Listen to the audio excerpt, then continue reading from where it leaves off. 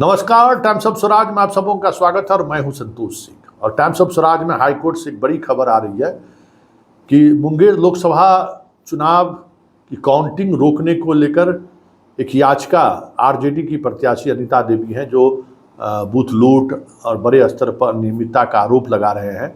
और उनका कहना है कि फॉर्म 17C भी नहीं दिया गया है दर्जनों बूथ पर और जबरन कब्जा हुआ है। उस मामले को लेकर वो सुप्रीम कोर्ट गई हुई थी।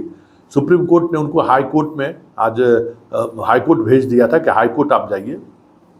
हाई कोर्ट में आज सुनवाई हुई।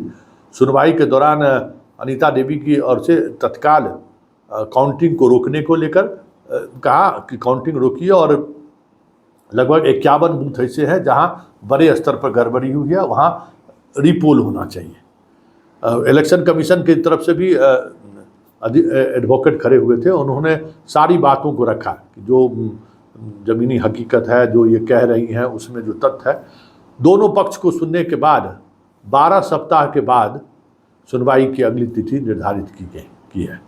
मतलब फिलहाल मुंगेर लोकसभा को लेकर काउंटिंग होगा या नहीं होगा, इसको लेकर जो एक उपापोह की स्थिति बनी हुई थी, उस पर फिलहाल हाई कोर्ट ने पूरी राहत दे दी है।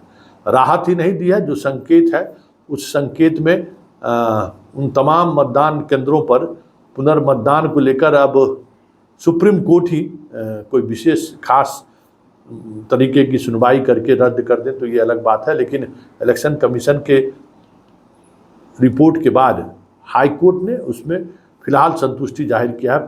फिलहाल कोर्ट ने उनको कोई राहत भी नहीं दी है। कई तरह की राहत वो चाह रही थी, जिसमें काउंटिंग रोकना उनका सबसे प्रमुख मांग था। और वही 51 बूथ को कैप्चर करने की बात कर रहे हैं, वहाँ पे रिग पोलिंग होना चाहिए। दोनों पक्ष सुनने के बाद उनका जो दोनों मांग था, खारिज तो नहीं किया कोर्ट ने, खारिज नहीं किया, अस्वीकृत नहीं किया, लेकिन 12 सप्ताह बाद अगली सुनवाई की तारीख निर्धारित कर दी है। मतलब अब जिस वक्त सुनवाई होगी तब तक रिजल्ट भी जारी हो जाएगा। जो जीतेगा उनको सर्टिफिकेट भी मिल जाएगा, वो पार्लियामेंट में जाके शपथ भी ले लेंगे। तो फिर उसके बाद अपना हाई कोर्ट से सुप्रीम कोर्ट तक लड़ते रहिए। कोर्ट ने अपनी जिम्मेवारी को 12 सप्ताह के लिए टाल दिया है। अब यही होगा कि अब अगली सुनवाई में अब हाई कोर्ट जो भी निर्णय ले, क्योंकि तब तक तो रिजल्ट आ जाएगा। फिर रिजल्ट आने के बाद अनीता देवी के याचिका पर कहने के लिए क्या रह जाएगा। अगर अनीता देवी चुनाव जो कह रही हैं, जो आरोप लगा रही हैं, उस आरोप पर अब 12 सप्ताह बाद सुनवाई होगी।